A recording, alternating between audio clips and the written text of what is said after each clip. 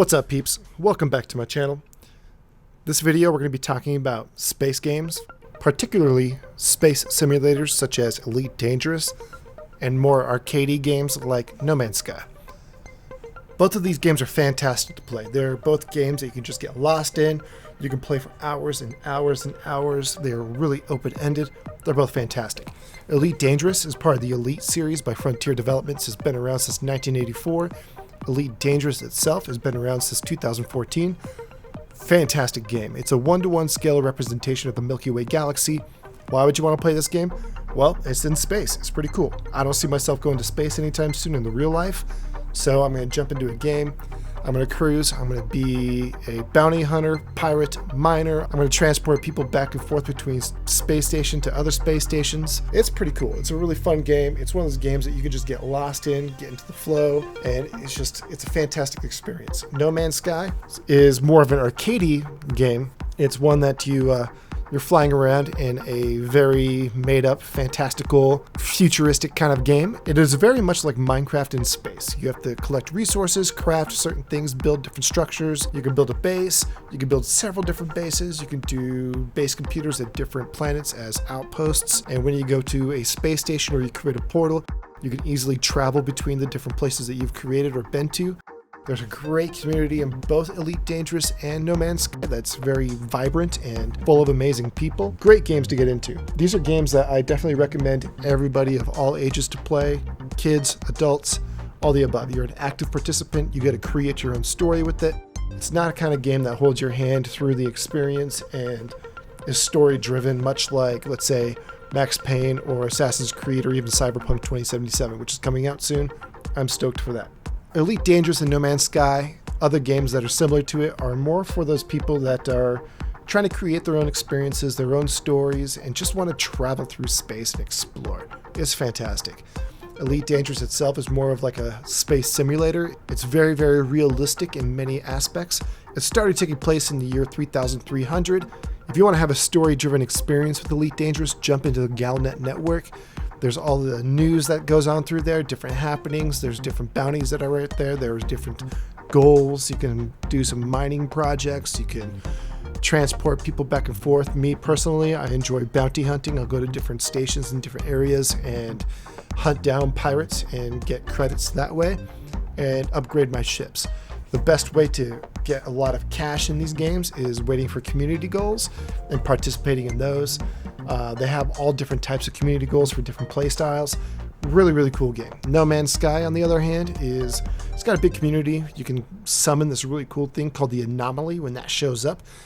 That's where a lot of your multiplayer experiences happen. There's different real world people that are playing this game that you can meet or communicate through the Anomaly.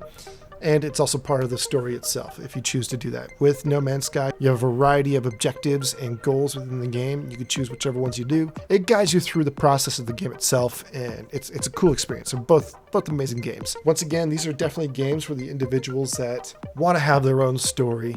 Elite Dangerous is more, you got to figure it out yourself. There's a really big community online that you can get into and read about the different things that you can do and explore, or you can just figure it out yourself. I started with Elite Dangerous with keyboard and mouse. It was very aggravating at first to figure out because there's so many different controls and different key bindings and things that you got to do. But once you figure it out, it was really easy to play. I did pick up a HOTAS flight stick for Xbox One, and that really changed my life, and it made it more of an immersive experience because you have your throttle and your flight stick itself.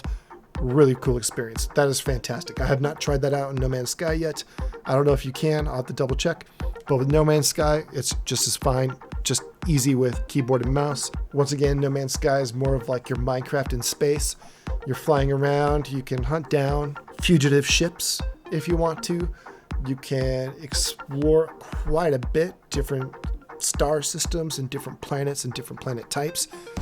Compared to Elite Dangerous No Man's Sky, you can actually get out of your vehicle, which I believe they're going to update soon with Elite Dangerous Odyssey expansion, where you can get out on foot.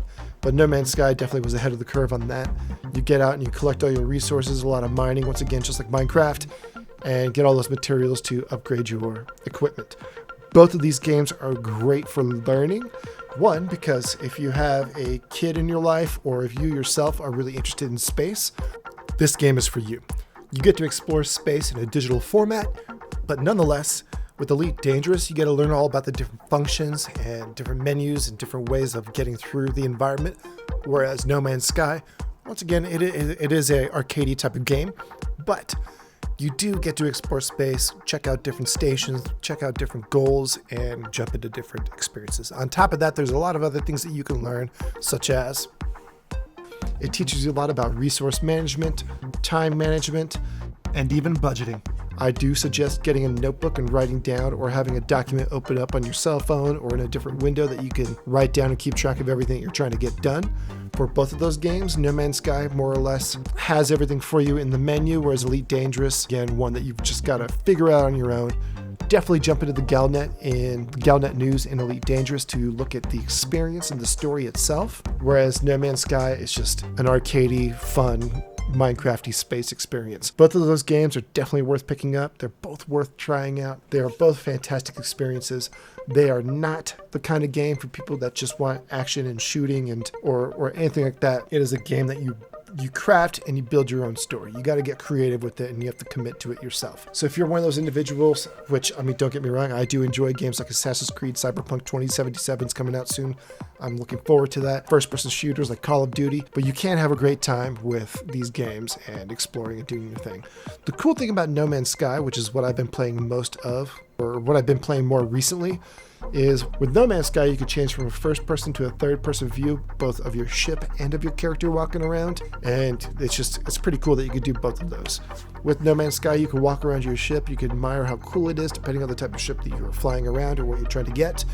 Whereas Elite Dangerous, you can get out of your vehicle to an extent. With a drone camera, you can see what your vehicle looks like on the outside, and you can customize it a little bit and get different upgrades that way. But with the Odyssey expansion coming out for Elite Dangerous, you'll have more of a foots to the ground experience similar to No Man's Sky from what I understand. I am looking forward to the new Odyssey expansion for Elite Dangerous, but I am really spending a lot of time in No Man's Sky. Both of those games are great for getting into the flow. They are great games for just passing that time. I do have to set a timer for both games because you will lose track of real world time, and you got to use your time wisely with both of these games because they are both endless open world types of experiences. Definitely check them both out. They are both fantastic games if you enjoy the thought of being in space and exploring. Once again, Elite Dangerous is more of like your simulator, whereas No Man's Sky is your arcadey kind of Minecrafty type of game. Check them out. They're both fantastic. Thanks for checking out this video. GG and peace out.